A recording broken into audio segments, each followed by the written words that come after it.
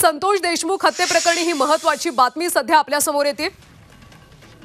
संतोष देशमुख हत्या प्रकरणी ही महत्त्वाची बातमी आपण पाहूयात। सर्व आरोपी एका सीसीटीव्ही चित्रित झाल्याचं पाहायला मिळतंय। देशमुख हत्येपूर्वीचा सीसीटीव्ही आता झी 24 तासच्या हाती लागलाय। सर्व आरोपी यामध्ये एका ठिकाणी पाहायला मिळतात। संतोष देशमुख हत्येपूर्वीचा हा सीसीटीव्ही सध्या पाहायला मिळतोय। वाल्मिक कराडसह इतर सगळे आरोपी या सीसीटीव्ही मध्ये पाहायला मिळतात। सर्व आरोपी एका सीसीटीव्ही चित्रित झालेत। देशमुख हत्येपूर्वीचा सीसीटीव्ही हा आता झी 24 तासच्या हाती लागलाय। 29 नोव्हेंबरला विष्णू चाटे याच्या कार्यालयात बैठक झाली होती आणि त्याच दिवशी खंडणी मागण्यात आली होती। दरम्यान आता एक सीसीटीव्ही समोर आला आणि या सीसीटीव्ही मध्ये सगळे आरोपी एकाच ठिकाणी पाहायला मिळतात। वाल्मिक कराड आणि इतर सगळे आरोपी या सीसीटीव्हीत पाहायला मिळतात।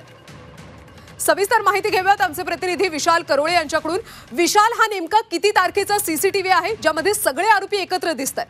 29 नोव्हेंबरचा व्हिडिओ असल्याचं सांगण्यात येत आहे आणि या व्हिडिओमध्ये आपण बघतोय की वाल्मिक कराड दिसतोय, त्याबरोबरच सुदर्शन घुले सुद्धा या व्हिडिओत दिसतोय आणि हे सगळे केजच्या विष्णू चाटे याच्या ऑफिसमध्ये गेले होते आणि तिथूनच खंडणी मागण्यासाठी आवादा कंपनीच्या लोकांना फोन करण्यात आला होता आणि खंडणीची मागणी करण्यात आली होती। इतकंच नाही तर खंडणी दिली नाही तर जीवे मारण्याची, हातपाय तोडण्याची धमकी सुद्धा दिलेली होती। हे त्याच दिवशी घडलं होतं आणि त्याच दिवशीचा हा सीसीटीव्ही फुटेज असल्याचं सांगण्यात येते। त्यामुळे कुठेतरी वाल्मिक कराड, सुदर्शन घुले, विष्णू चाटे हे सगळे एकमेकांशी संबंधित आहे आणि फक्त खंडणीच्याच गुन्ह्यात नाही तर खुनाचा कटही या ठिकाणूनच रचला होता, इथंच सुरुवात झाली होती, अशा पद्धतीची माहिती आपल्याला मिळते।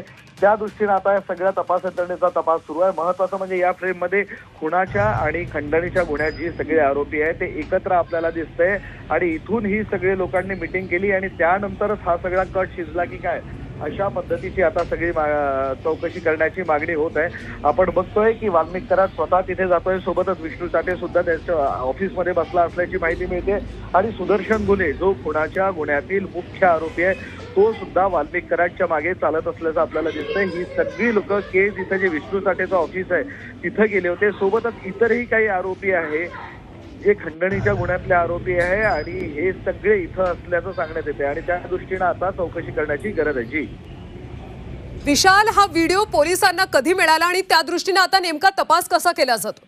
हा व्हिडिओ सीआयडीला मिळाला अशी आपल्याला प्राथमिक माहिती मिळते आणि त्यानुसार सुद्धा हा सगळा तपास सुरू आहे। 23 तारखेला म्हणजे उद्याच या सगळ्या घटनेवर सुनावणी आहे। खंडणीच्या आणि खुनाच्या गुन्ह्यात एसआयटी कोठडी वाल्मिकला मिळालेली आहे। तर हा व्हिडिओ आणि यातले पुरावे सुद्धा उद्या कोर्टात सादर करण्याची शक्यता आहे आणि त्या दृष्टीने अधिक तपास करण्याची गरज असल्याचं सरकारी वकील मांडणार आहे।